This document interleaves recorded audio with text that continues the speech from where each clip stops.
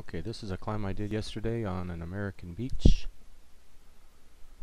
and I was trying the new double bight figure 8, otherwise known as bunny ears, and I was going to use that to advance my original canopy anchor. But I used the cheap throw line I had placed in the tree the day before to get my climbing line in position. Here I'm tying the double bight figure 8, and I'll follow that with an Alpine Butterfly attached with a screw link, and I'll send that up to the canopy anchor.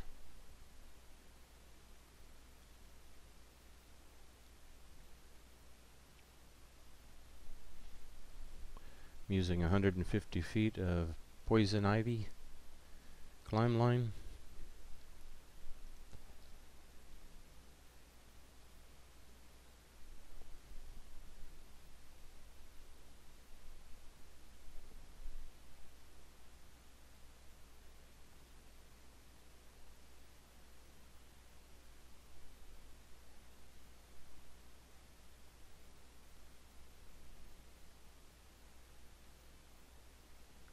This video is still about 15 minutes, but there were a few times I went fast forward.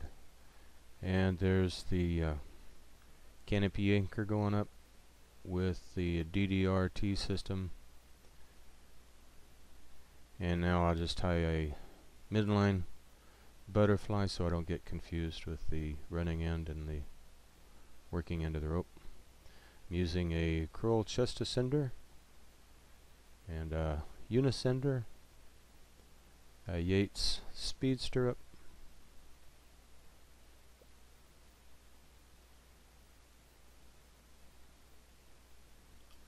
and a CMI foot ascender, and also an ABR loopy tether for my Unicender. I really like that because as I'm doing the walker, I can extend it high enough to use my arms real well, and then once I reach my tie-in point and I'm not going to be doing the walker, I can shorten the loopy tether up and put it in just about the same position it would be if it was attached directly to my harness.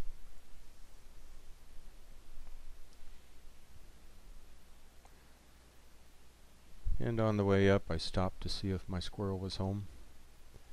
Yesterday I was investigating that part of the tree for damage, and the little guy leaped out across my shoulder and landed with a thump about 35 feet below. And I was just happy I didn't have my face sticking in the hole looking around. I was sticking the camera in there taking pictures and then looking at the pictures to try to see inside the tree without putting my face right up against the hole. And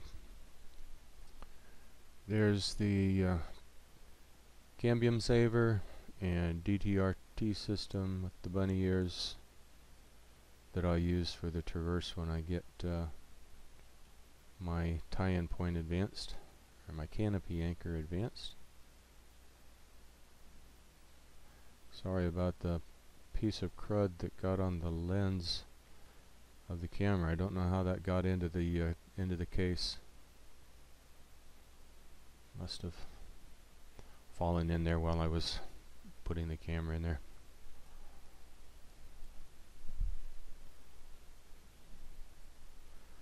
And there is my canopy anchor.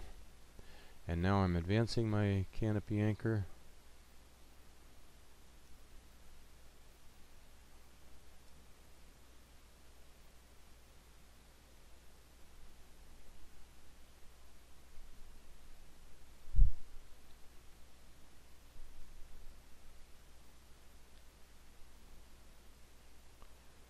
And I'll switch my climbing system. After I've clipped in, I'll switch my climbing system to advance.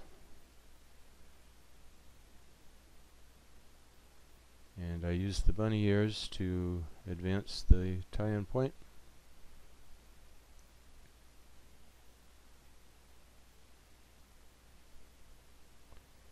And I clip the tail of the climbing line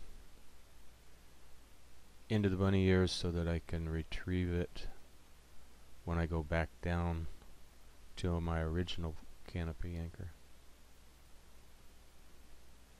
Now I've reached the advanced tie-in point, and I'll set up for a little traverse to a limb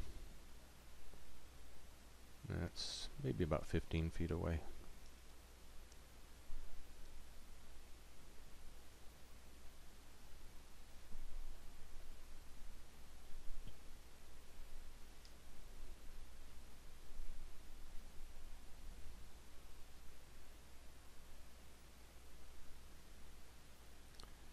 Now I'm going to take off the DDRT system and set up for the traverse.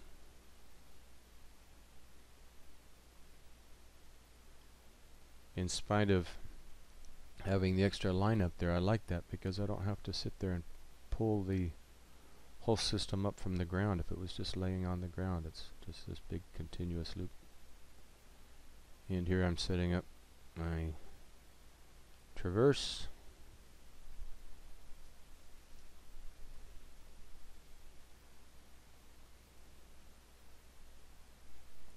Had a little trouble getting that cambium saver through the crotch because it's a pretty small limb out there.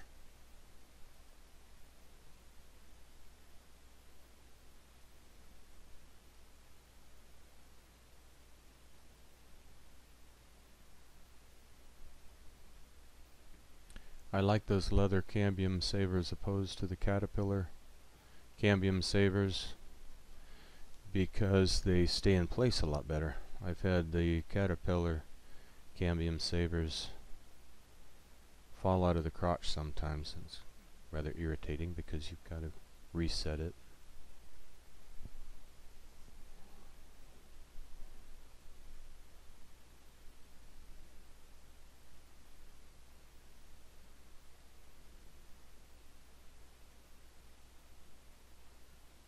But the caterpillars are a lot smoother, and there is a lot less friction on them if you're going to be making a long ascent on one. But most of mine are shorter traverses. So.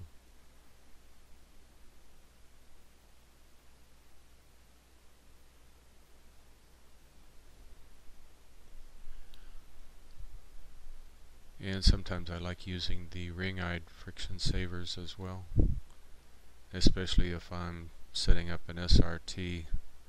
I can retrieve it from the ground or from my traverse.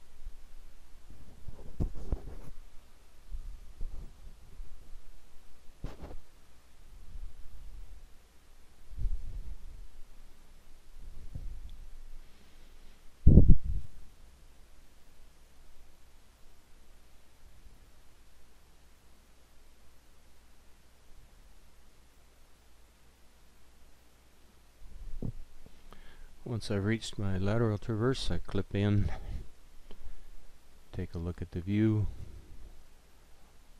enjoy the day.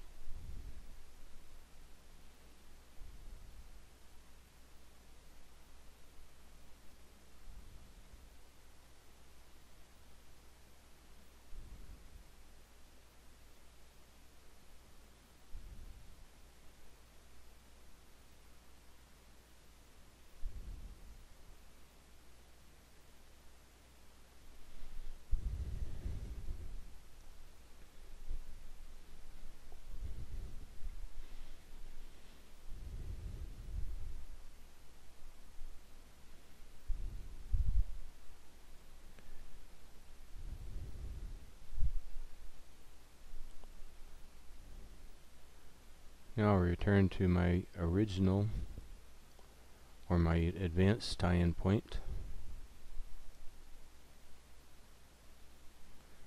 and set up for another traverse. When I came down to that tie-in point and recovered the bunny ears, I did have a little difficulty getting the bunny ears through the crotch, and but I like the bunny ears. They make a nice, solid, easier knot to throw when you're advancing your climbing line up the tree. So that's the advantage to it, but it's a bigger knot, so you have to be a little more careful in getting it through the crotch when you try to bring it down. So in hindsight, I'll probably be a little more careful in the retrieval. I think if you pull down on it good while the knot's on the way up, it'll flip up and over the crotch a little better.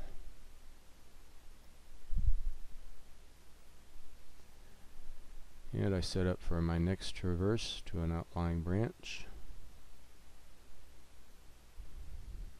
My intention is to go out on this branch and then descend down the tree from that branch.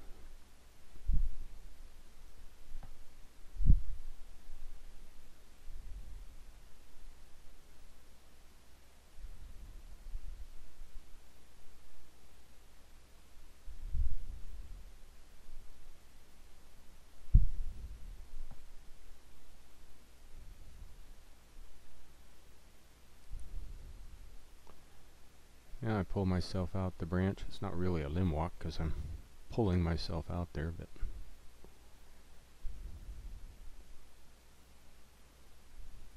anyway, I get out on the branch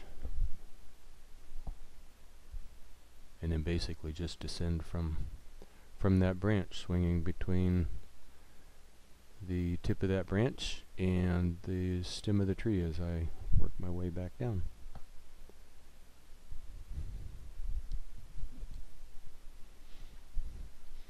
Kind of makes the descent fun because you can swing back and forth as you're going down. I can let go of one and be back out over on the underneath the branch, or I can swing back over to the trunk.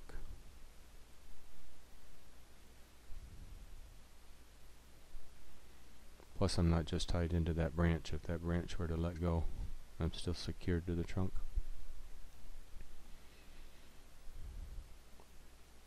Although if that branch let go, it'd probably be a pretty big jolt on your climbing line. I don't know how that would be.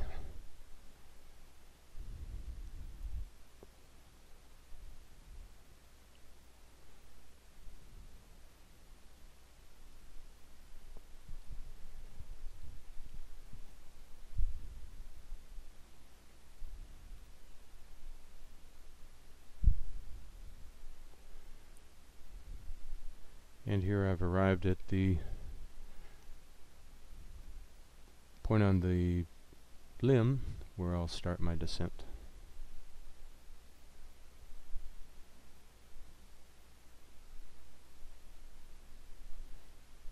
And now I start my descent to the ground. I had a great climb, and I'll see what I do tomorrow. Thanks for watching.